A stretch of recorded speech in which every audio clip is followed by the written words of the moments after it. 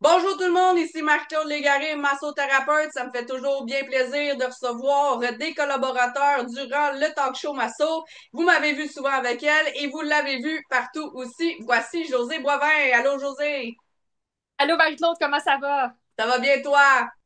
Oui, certain. Hey, on Bien content. recommence parce que je viens de me rendre compte que ma fan est on, puis peut-être qu'on va l'entendre dans le... Ah oui, j'entends un petit grésillement, fait qu'on recommence. Bon, c'est fait. Parfait. Bonjour tout le monde, ici Marie-Claude Légaré, massothérapeute. Bienvenue à un autre talk show Masso. Ça me fait bien plaisir de vous présenter mon invité aujourd'hui. Vous m'avez déjà vu avec elle et vous l'avez déjà vu un peu partout aussi. Voici José Boivin. Allô Marie-Claude, comment ça va? Ça va bien toi? Oui, certain, ça va super bien. Bien content de Bon, te parler.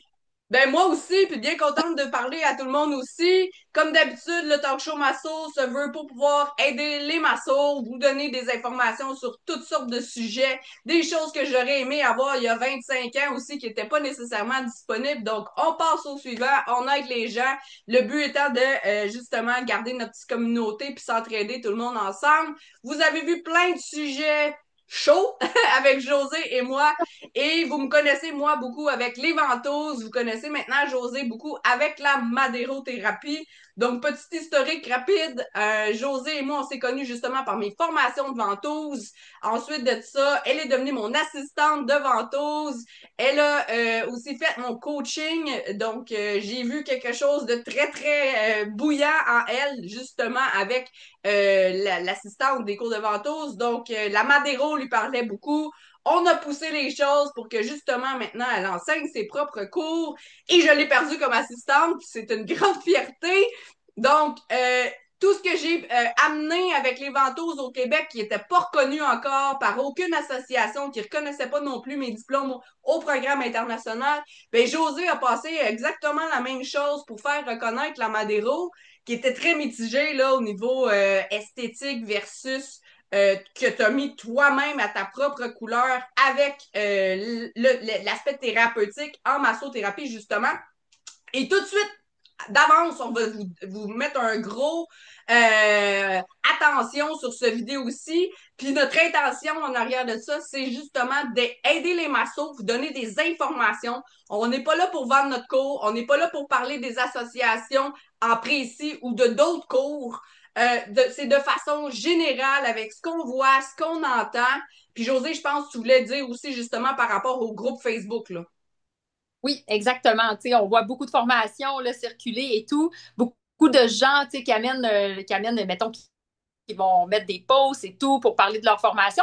Et dernièrement, en tout cas, je ne sais pas pourquoi pour toi, Marie-Claude, mais dernièrement, on a vu beaucoup, beaucoup de posts de gens qui postaient des formations, mais qui étaient pas très, en fait, qui n'étaient pas des formations reconnues en massothérapie en tant que telles, ou qui disent qu'ils sont reconnus, mais ils n'ont pas précisément, ils sont pas capables de dire par qui. Et puis, bon, on en parlera là, même quand c'est reconnu.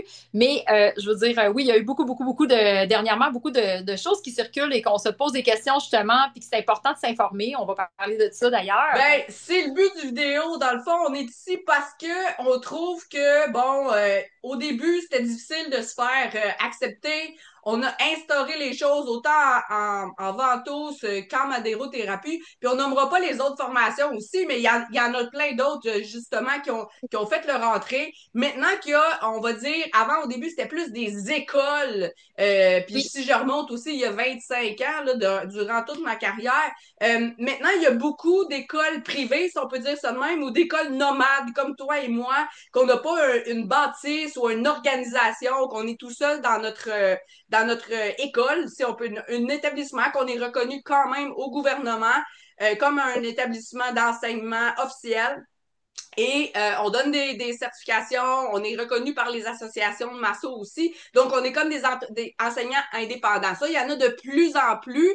Et c'est bien parce que justement, on a plus d'accès facile. C'est vraiment, tant que c'est reconnu, autant par le gouvernement que par les associations de Masso. Mais justement, c'est le but du vidéo aujourd'hui parce qu'on trouve qu'en 2025, après avoir fait le chemin pour plusieurs formations, on dirait que certaines associations acceptent un coup qui ont ouvert la porte soit aux ventouses ou soit à la Madero ou à d'autres choses qui acceptent après ça d'autres formations qui se sont créées par la suite.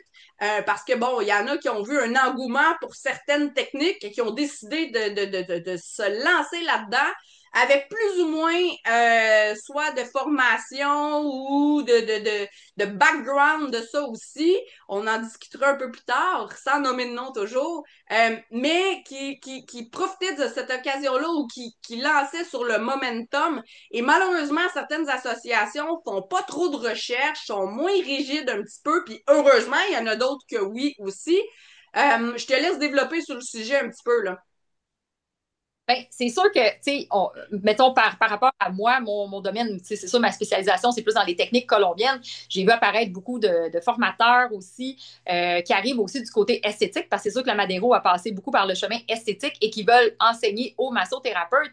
Moi, je dis toujours, attention, regardez bien, c'est qui le formateur. C'est vraiment, surtout concernant les écoles plus nomades, c'est sûr qu'une école qui a on va dire, qui a déjà son prestige, qui a déjà sa réputation depuis des années, on se fie quand même à l'opinion générale de nos collègues et tout, puis on se dit, ah, OK, telle école plutôt que telle école, là, dans telle technique, on choisit et tout. C'est sûr que c'est important de choisir, mais quand vient les formations, en fait, au niveau qui sont plus un peu nomades, justement, les gens qui forment, il y a beaucoup de gens qui ne vérifient même pas si la formation est vraiment reconnue par leurs associations professionnelles. Ça, je m'en rends compte dans les questions que les gens me disent ben, de quelle association tu fais partie. Beaucoup de formateurs ne mentionnent pas non plus qu'ils sont reconnus par tel ou tel asso parce que des fois, ils ne le sont pas vraiment.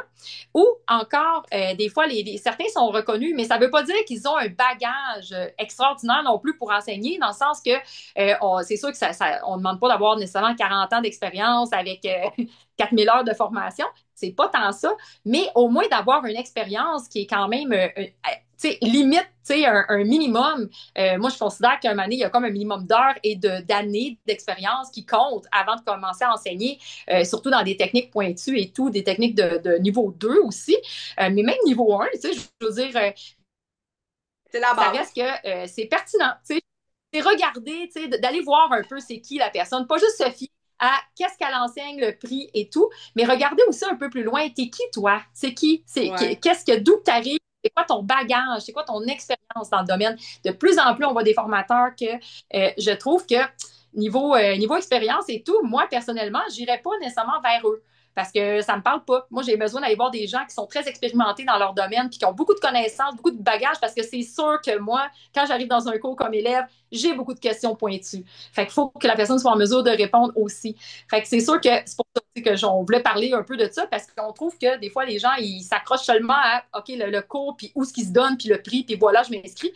Mais aller un petit peu plus loin que ça, vérifier c'est qui la personne, puis tu sais, Ouais. c'est bagage. Ben, C'est de si je ça. peux me permettre, versus qu'est-ce que tu as dit par rapport à ce que des fois, une école reconnue, tu sais, ils s'assurent d'avoir des gens qui sont déjà, bon, avec tous les critères que tu viens de nommer. C'est pas vrai. On nommera pas d'école, mais je peux t'en nommer facilement 5 comme ça, des écoles reconnues, qui ont engagé des gens qui venaient de finir leur cours dans cette technique-là et que la session d'après, ils enseignaient. Puis par expérience de mes élèves de Ventouses qui venaient de finir leur formation 1, niveau 1, qui n'avaient pas fait leur 2 encore et que, whoop, tout d'un coup, ils enseignaient dans une autre école, une école reconnue parce que c'était soit plus loin ou bon. Euh, c'est pas tout à fait nécessairement dès que tu sors d'un cours que tu es apte à pouvoir aller enseigner, justement. Tu n'as pas maîtrisé encore. Bon, quand on sort d'un cours, on n'est pas 100% à l'aise avec ce qu'on fait. Faut qu'on ait pris de l'expérience, faut qu'on l'ait testé, faut qu'on ait pratiqué, justement. C'est pas pour rien que toi et moi, on organise des pratiques libres supervisées pour pouvoir revoir après ça nos élèves avec qu'est-ce qu'ils ont appliqué de nos cours pour pouvoir qu'ils réalisent justement que, oups, il y a encore des petites choses à faire attention. Bon, on rentrera pas là-dedans. Mais c'est même des fois des choses que j'ai vues qui sont limite dangereuses que ces élèves-là ont enseigné ou qui enseignent complètement quelque chose de différent que même ils viennent juste d'apprendre avec moi, qui est assez choquant justement, et qui sont associés à des écoles reconnues, qui ont fait leur nom, que les gens se posent des fois pas trop de questions parce que justement, ah, si c'est enseigné à cette école-là, ça doit être correct. Donc, par rapport à ce que tu as dit, je suis très d'accord. Faites vos recherches. Fiez-vous pas à qu'est-ce que le monde dise ou qu'est-ce que le monde... Tu sais, une réputation, ça se monte, ça se fait. Mais ça veut pas dire non plus que c'est dans le bon sens. Des fois, les Ouais. réseaux sociaux peuvent aider certaines personnes parce qu'ils sont partout et là, on les voit tout le temps, donc on pense que ça doit être bon. Tu sais, c'est la popularité, je veux absolument rien dire par rapport à la formation. Donc, c'est qui cette personne-là, comme tu as dit? Ça fait combien de temps? Il y en a qui sont formés en massothérapie, mais ils n'ont jamais pratiqué la massothérapie. Ils ont dévié vers l'ostéopathie, l'acupuncture, d'autres choses. Il y en a qui, justement, s'improvisent coach de carrière alors qu'ils n'ont jamais appliqué toutes les formations qu'ils ont eues, puis ils n'ont pas vraiment eu sur le terrain avec des... Ils pratiquent même plus dans un bureau. On pourrait en nommer parce qu'encore une fois, le but, c'est pas de viser quelqu'un ou quelque chose en particulier, c'est de vous donner les outils. Donc, d'aller voir le background de cette personne-là, ça fait combien de temps qu'elle fait ça? Est-ce qu'elle a pratiqué? Et dans le domaine ou la technique qu'elle enseigne, ça vient de où? Elle a-tu une formation ou on en a plusieurs? Parce que c'est le fun. Exemple, les ventouses, d'avoir eu plusieurs formations pour voir qu'est-ce qui se donne, qu'est-ce qui se fait, des nouvelles techniques. Des fois, il y a une formation qui ne donne pas toutes les techniques nécessairement, mais aussi de dire, oups, moi, ça, je veux pas aller là, ça, faut faire attention, de voir les différentes écoles de pensée pour voir dans quoi on adhère, et même des fois un peu plus loin que juste au Québec pour pouvoir l'adapter à ici, comme toi exactement avec toutes les techniques colombiennes qui gagnent à être connues justement ici, mais adaptées. Bon, on sait qu'on traverse en Ontario, c'est déjà pas les mêmes lois qu'ici. Donc, clairement, il faut adapter de l'international ou même juste les États-Unis ou quoi que ce soit ici. Donc, autre que regarder le background, l'expérience, ça fait combien de temps, etc. Aurais-tu d'autres critères que les gens peuvent justement se fier pour pouvoir choisir une bonne formation? Oui, exact. Tu sais, même, je dirais, c'est sûr, comme tu disais, le bagage. Tu sais, moi, honnêtement, tu sais, je trouve toujours que la personne qui donne une formation dans une technique, ben, idéalement, j'aime qu'elle a quand même une vue d'ensemble, tu sais, sur les techniques qui sont justement enseignées dans spécifiquement à cette technique-là. Les cours, tu sais, si tu as fait plus qu'un professeur, tu as vu plus qu'une façon d'enseigner. Moi, personnellement, là, par rapport à mon cours, si je m'étais arrêtée à la première formation que j'ai faite en Madéro, oh là là, mes élèves, il n'y aurait vraiment pas mon best-of qu'ils ont en ce moment. Puis le best-of, ben, je vais dire qu'il y a des choses que j'ai tassées, puis il y a des choses que j'ai gardées parce qu'il y avait des choses qui n'étaient pas sécuritaires, que j'ai vues Ouais. aussi, qui étaient, moi, que j'ai reçues de professeurs que finalement, qui n'était pas si, tu sais, moi, je me suis dit, je vais me former, je veux avoir une vue d'ensemble. Puis, tu sais, justement, des fois, moi aussi, je me suis fait avoir avec des gens qui avaient des belles pages, qui avaient des belles pages web et que je suis allée faire leur formation, puis j'ai été vraiment déçue finalement.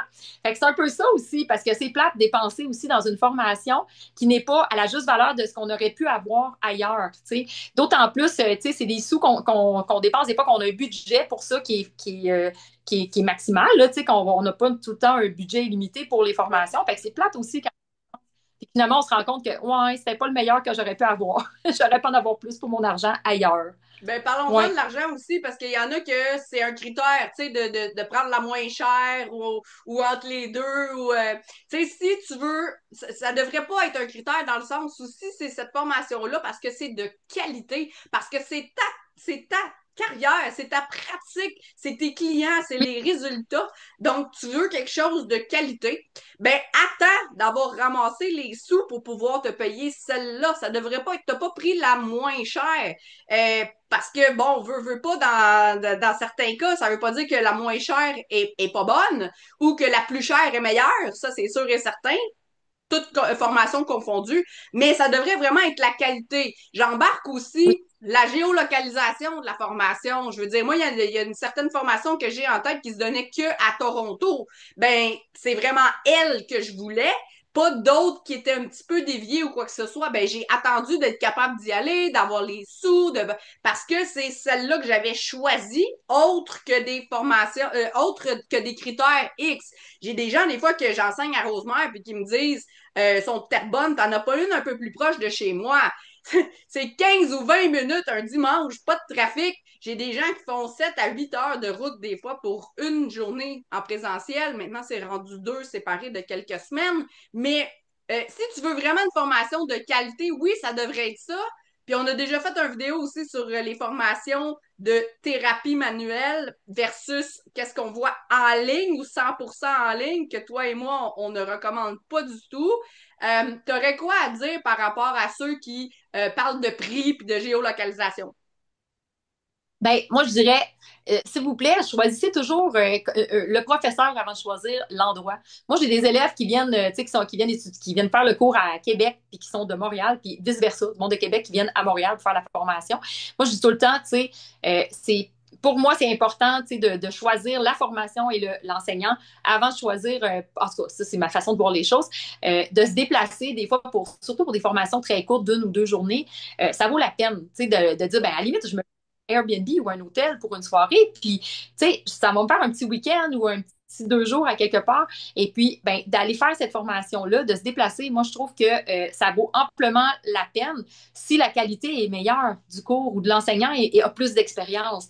Tu sais, c'est tellement important l'expérience du professeur. Moi, j'ai eu la chance d'être enseignée par toi en Vento. J'ai été enseignée par des gens, je veux pas comme toutes les nommer, mais tu sais, des Alex Lewis et des gens comme ça, tu sais. Puis je veux dire, pour moi, c'est pas une question de prix et de lieu, c'est une question de j'ai envie de faire cette formation-là. Moi, d'ailleurs, ton niveau 1, je suis allée le faire à Québec à l'époque. C'est vrai? Et alors, j'ai pris l'autobus de Montréal à Québec, j'ai loué un Airbnb là-bas et j'ai été faire ta journée de formation. Je suis revenue le soir en autobus. Et puis, c'est faisable, tu sais, je veux dire. Fait que Puis j'aurais pu faire le cours avec quelqu'un tout près de chez moi à Montréal, à l'époque que j'habitais à Montréal, mais la qualité n'aurait pas été la même. Moi, je vais aller voir la meilleure. Fait que c'est important, des Ben, fois, bien, tu sais, de mettre ça au devant, tu sais, de mettre Ben, puis on veut pas nécessairement vendre nos formations à nous, mais on vous donne des exemples concrets de qu'est-ce qui sont arrivés. Ouais, Tu sais, autant de mes élèves en ventouse qui sont allés faire d'autres formations de Madero parce que c'était soit plus proche, il y en avait plus entendu parler sur les réseaux sociaux, là, etc., ou d'autres choses, ou c'était à leur école qu'ils sont allés faire leur formation de suédois. Puis finalement, ils ont fait la tienne, puis ils ont dit, oh mon Dieu, tu sais, c'est pas du tout comparable. J'ai l'impression que j'avais rien appris ou quoi que ce soit. Là, ils ont été obligés de payer 2 formations pour pouvoir avoir justement ça. Puis oui, on dit c'est le fun d'en faire plusieurs dans une même technique, surtout si on aime cette technique-là pour comparer, etc. Mais tu sais, justement, ceux qui n'ont pas beaucoup de sous, ceux qui veulent rester au Québec, ceux qui veulent avoir des formations plus spécialisées dans des domaines justement ventose, madéro, etc., que ce soit tissu profond ou autre. La même chose, il y a des gens qui m'ont dit, ben moi, j'avais préféré prendre la formation en ligne. J'avais vu, bon, que c'était un petit peu moins cher, c'était plus rapide dans les dates disponibles aussi. Puis finalement, ben, tout le monde parle de tes cours, tout le monde parle de tes cours. Je travaille avec une fille qui est allée faire ton cours, puis quand elle m'a montré, en faisant un échange, ben, je me suis dit, il fallait que je le fasse parce que j'avais pas vu toutes ces choses-là. Elle est venue faire mon cours après. Et puis, tu sais, c'est juste, ça aurait sauvé beaucoup de gens qui ont payé des formations, donc c'est du temps, c'est de l'argent, qui finalement, tu sais, s'ils avaient fait juste quelques petites recherches puis des petits critères de plus, auraient été un peu plus justement dirigés à l'endroit qu'ils voulaient vraiment tout de suite et rapidement. Donc, faites attention à c'est pas parce qu'une association reconnaît ou une école qui donne aussi cette formation dans cette technique-là que c'est bon.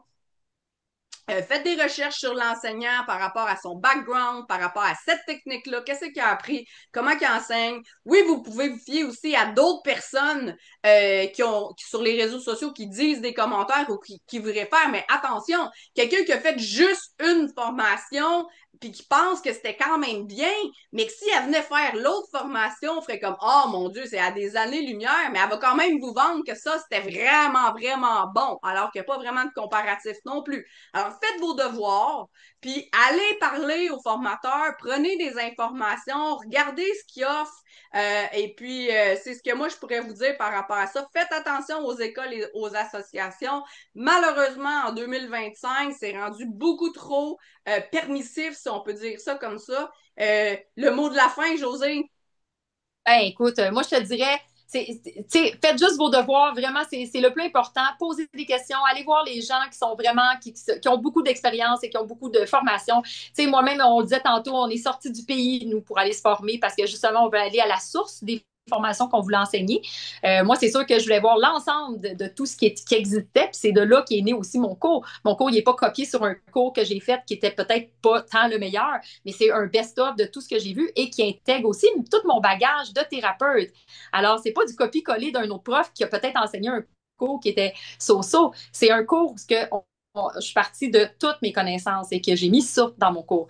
Alors, c'est super important. Tu sais, c'est comme, puis là, c'est comme je dis, c'est pas pour parler de mon cours spécifiquement, mais c'est sûr que c'est ça mon expérience par rapport à ça. Mais je veux dire, de n'importe quel cours, que ce soit les tissus profonds, que ce soit n'importe quelle technique, fasciothérapie, toxine, n'importe quoi, informez-vous, c'est qui les professeurs qui vous enseignent. Regardez leur bagage, regardez leur expérience, regardez leur implication aussi dans le monde de Puis la maladie.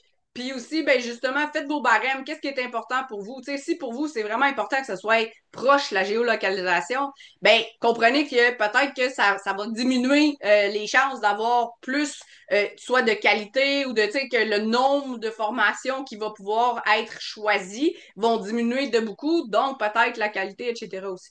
Donc, voilà, faites vos devoirs, informez-vous, posez des questions, faites des recherches un peu partout. Puis on vous souhaite surtout de continuer à faire des formations continues, de garder la passion, de continuer à offrir des meilleurs et des meilleurs résultats à vos clients, puis de pouvoir aider le plus de monde possible. Voilà.